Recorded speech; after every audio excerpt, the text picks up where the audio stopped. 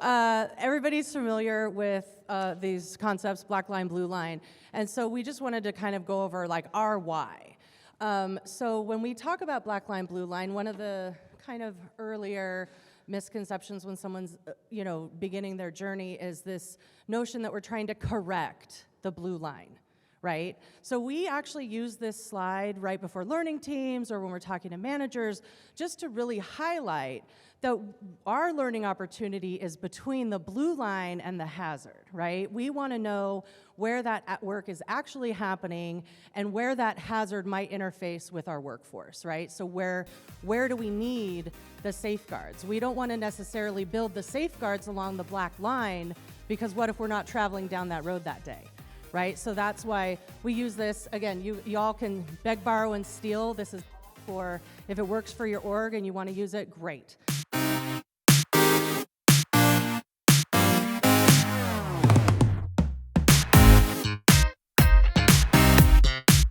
When something is important enough, you do it, even if the odds are not in your favor. The main things is about the language, and people have already talked about that, right? About changing language vernacular from investigation to event learning or operational learning, right? Instead of an incident, we talk about events, things like that. When we're talking about anything being inadequate, we're talking about procedures. We're not going to talk about people in that manner, right? This module, one of the modules is called Take Charge, and it's all about the blue line.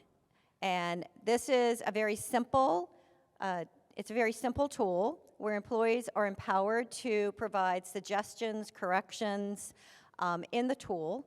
It started as a safety tool and now has become what we call a SPARK tool. So it's safety, productivity, accuracy, rate, and cost. So now all different suggestions go into the tool. So the tool it's initiated. We'll show you how it works on the phone, or you can put it in the system.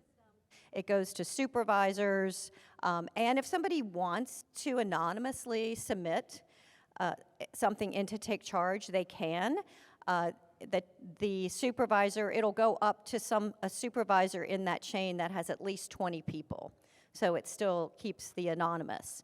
And as an aside, when we see a department that has a lot of Take Charge anonymous submissions, we see that as a coaching opportunity from a HOP standpoint because of the psychological safety trust, right? And it's just an indicator, and then we can go help that department.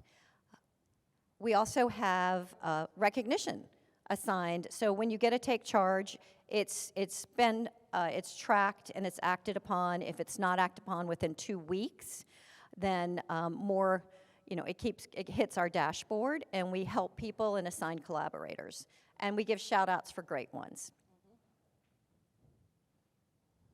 They said it would work. I'm so glad you have the clicker. And this is an example. We're going to show you how quick it is to enter a Take Charge. So this one you can do it on. This is the main landing page for My EHS. You can click on Take Charge there. You can use your phone. You can use a QR code. It pulls up a very simple question. You put it pre-populates your name and your department, so that's all easy. You can put it in a category. We are looking at AI to help us on this. You can simply write what your suggestion or finding is. You can take a picture, a couple pictures of it, and load that into the system. And then I think you can hit submit. And then it goes up into My EHS where it's tracked, and we'll show you how we track it later. So it's a very much blue line employee engagement. This is an example of learning from Take Charge, okay? So I'm not up here saying, now that we have the system, we answer every single suggestion perfectly. That is not what happens in reality, right? So this is an example from our Fremont factory, and the picture on the left, you can see there's a robot cell there. It's a welding cell. And you can see the beautiful nice wall that they put up, right, with the nice aesthetic pictures and everything. So they do tours sometimes, and people can walk down that lane, and then they do still want to see those robots, right, because robots are cool. I mean, let's all face it. So unfortunately, though, the operators and the associates that have to do the manual cap change on that robot work on the other side of that wall, okay? So when we installed the wall, we installed a delay of 3 to 5 minutes for them just to walk around to do like a 30-second cap change, okay? Not great. We didn't know that at the time, though, right? We were trying to kind of keep unauthorized personnel from kind of running through there at shift change. Again, we wanted the aesthetics for the tours. You know, there were reasons, right? So we had an amazing, luckily, we had an amazing safety specialist watch as an operator was walking around the wall, right? And she comes to the cell, and she goes to open it, and she realizes she doesn't have her lock on her for Lotto. And she's sitting there, and you can tell that she's weighing her options. So what is she weighing? What are the factors she's considering? Right, like downtime, right? She's calculating the downtime. Okay, it took me 3 to 5 minutes to walk over here. It's going to take me 3 to 5 minutes to walk back, and then another 3 to 5 minutes, right? So she's weighing on this. Now, if she and I were out on a Friday night having some beers, and I was like, you know what? Would you risk your life to save 10 to 15 minutes of downtime? Like, doesn't that sound fun? Maybe get crushed, right? That'd be cool. Of course, she would say no, right? But you put people in the context, right, of their job and the time pressures and all of the factors that we all study and try and unpack, and it's a lot harder to make that right decision, and we did not help her make the right decision. So, unfortunately, in this incident, she did go in. Fortunately, our awesome safety specialist, who's very, very hot-minded, some of you might know him as Tyler Campbell, watched her go in and said, hey, brought her out, said, hey, can we talk about this, right?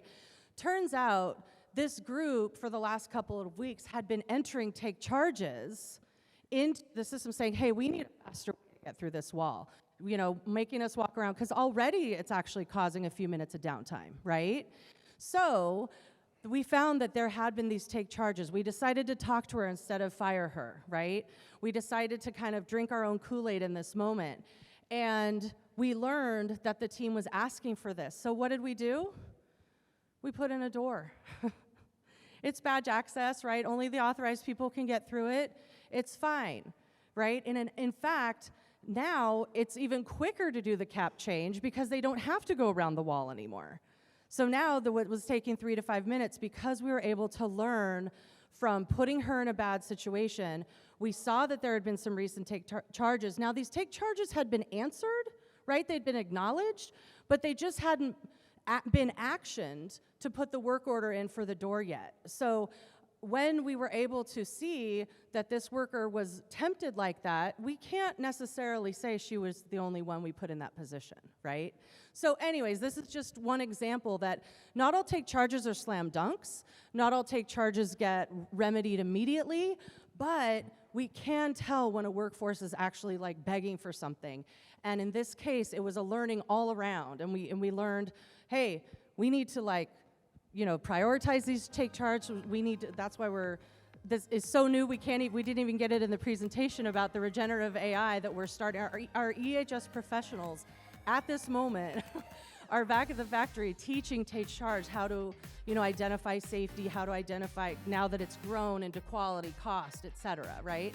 So we're hoping that in time we can actually have the people who have the skills to determine risk, people like you in this room who have that subject matter knowledge to hopefully kind of teach our computers kind of how to recognize the things that we do in those kind of vague online submissions sometimes. Anyways, that's just one success story, and it was definitely a learning opportunity.